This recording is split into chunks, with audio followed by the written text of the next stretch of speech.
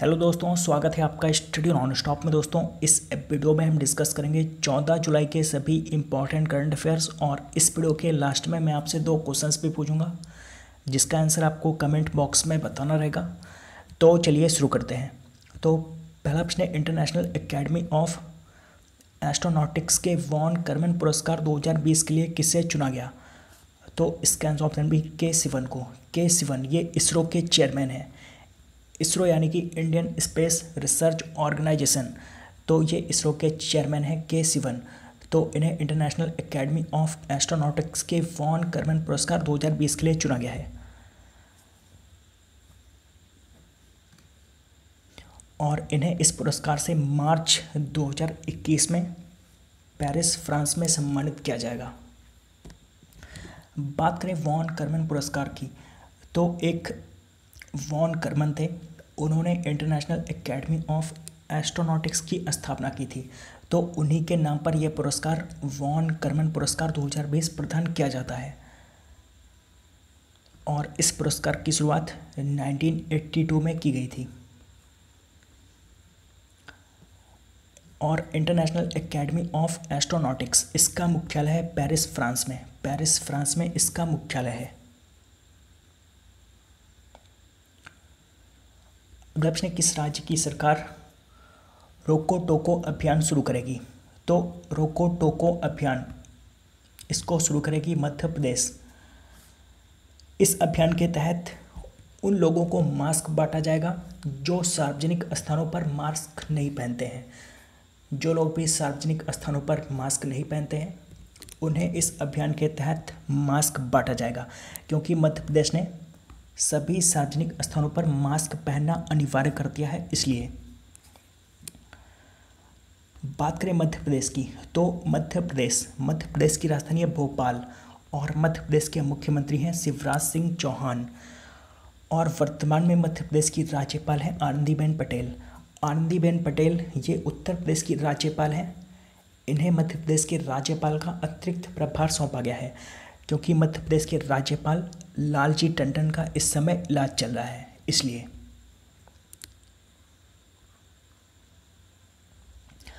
अगला प्रश्न, केंद्रीय वाणिज्य मंत्रालय द्वारा जारी किए गए ताज़ा आंकड़ों के अनुसार कौन सा देश वित्तीय वर्ष 2021-20 में लगातार दूसरे वर्ष भी भारत का सबसे बड़ा व्यापारिक साझेदार बना रहा?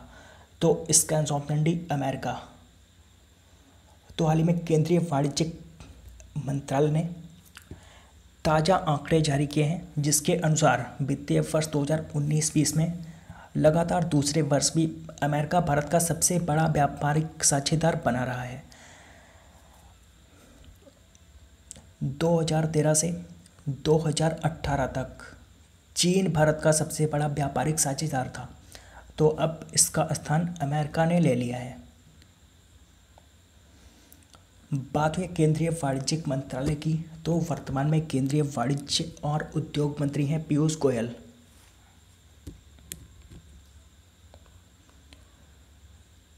अगला प्रश्न, वीज़ा ने वीज़ा सिक्योर प्रोग्राम लॉन्च करने के लिए किस बैंक के साथ साझेदारी की है? तो हाल ही में वीज़ा ने वीज़ा सिक्योर प्रोग्राम लॉन्च करने के लिए फेडरल बैंक के साथ साझेदारी की है। बात करें फेडरल बैंक की, तो फेडरल बैंक इसकी स्थापना हुई थी 1931 में। और फेडरल बैंक का मुख्यालय है कोच्चि, केरल में। केरल के कोच्चि में इसका मुख्यालय है। और इसके वर्तमान में एमडी और सीईओ हैं श्याम श्रीनिवास इसके वर्तमान में एमडी और सीईओ हैं। अगला प्रश्न, हाल ही में नागीदास संघवी का निधन हो गया, वे क्या थे? तो नागीदास संघवी ये एक पत्रकार थे। ये एक प्रसिद्ध गुजराती पत्रकार, लेखक और राजनीतिक विश्लेषक थे। और भारत सरकार ने इन्हें वर्ष 2019 में पद्मश्री से सम्मानित किया था। तो नागीदास संघवी ये एक गुजराती पत्रकार थे, हाल ही में इनका निधन हो गया है। प्रश्न, आंद्रेज डूडा किस देश के फिर से राष्ट्रपति बन गए हैं? तो आंद्रेज डूडा ये पोलैंड के फिर से राष्ट्रपति बन गए हैं। बात करें पोलैंड की, तो पोलैंड इसकी राजधानी वार्सो, वार्सो इसकी राजधानी है। और पोलैंड की करेंसी है ज्लोटी, ज्लोटी इसकी करेंसी है। तो आंद्रेज डूडा ये पोलैंड के फिर से राष्ट्रपति बन गए हैं। अगला प्रश्न, किस राज्य के मुख्यमंत्री के पलानीस्वामी को शिकागो के rotary foundation of rotary international द्वारा पॉल हैरिस फेलो सम्मान से सम्मानित किया गया? तो इस पुरस्कार से सम्मानित किया गया है के पलानीस्वामी को। और के पलानीस्वामी ये तमिलनाडु के मुख्यमंत्री हैं। पॉल हैरिस फेलो सम्मान, ये सम्मान उस व्यक्ति को प्रदान किया जाता है जो व्यक्ति अपने समुदाय को पेयजल, स्वच्छता, बीमारियों की रोकथाम, पर्यावरण, विश्व शांति आदि जैसी सेवाएं मुहैया कराता है। और ये पुरस्कार उस व्यक्तियों को भी प्रदान किया जाता है जो व्यक्ति रोटरी फाउंडेशन को 1000 अमेरिकी डॉलर का योगदान देता है। तो तमिलनाडु के ये मुख्यमंत्री हैं के पलानीस्वामी। तो इन्हें शिकागो के रोटरी फाउंडेशन द्वारा पॉल हैरिस फेलो सम्मान से सम्मानित किया गया है।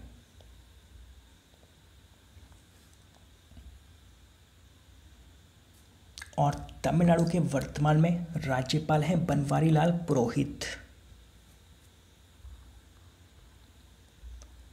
अगला प्रश्न, अ सॉन्ग ऑफ इंडिया नामक पुस्तक किसने लिखी है? तो इस पुस्तक को लिखा है रस्किन बॉन्ड ने। तो अ सॉन्ग ऑफ इंडिया इसको लिखा है रस्किन बॉन्ड ने। रस्किन बॉन्ड ये एक प्रसिद्ध भारतीय लेखक और कवि हैं।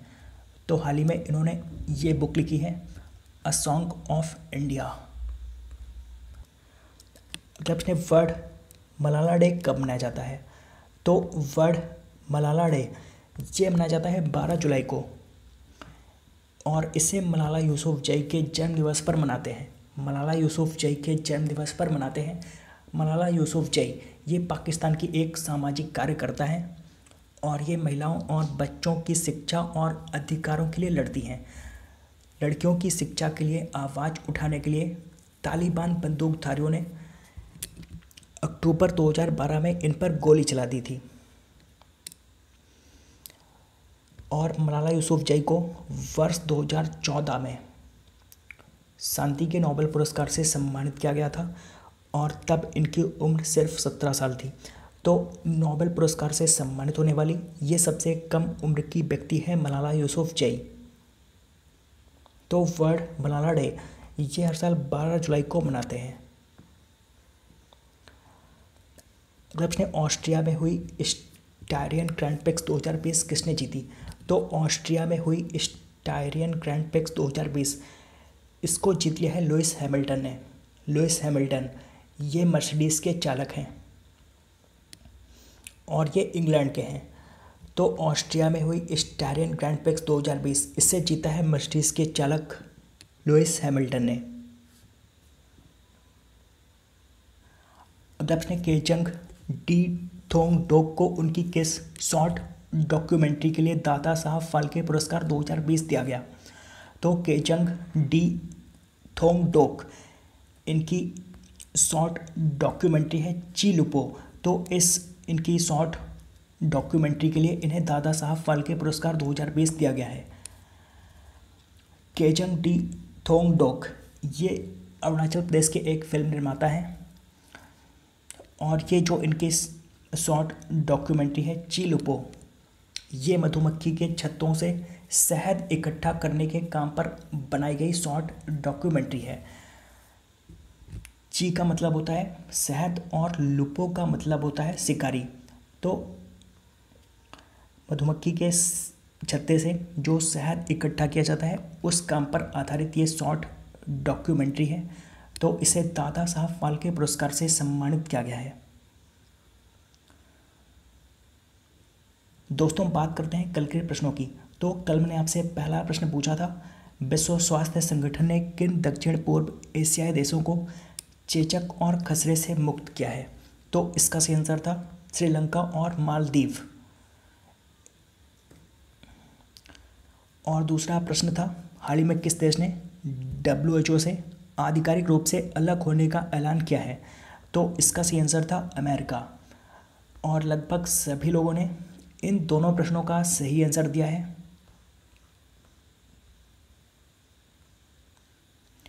और आज आपके लिए पहला प्रश्न है, किस राज्य की सरकार ने भारत की पहली ई लोक अदालत का आयोजन किया।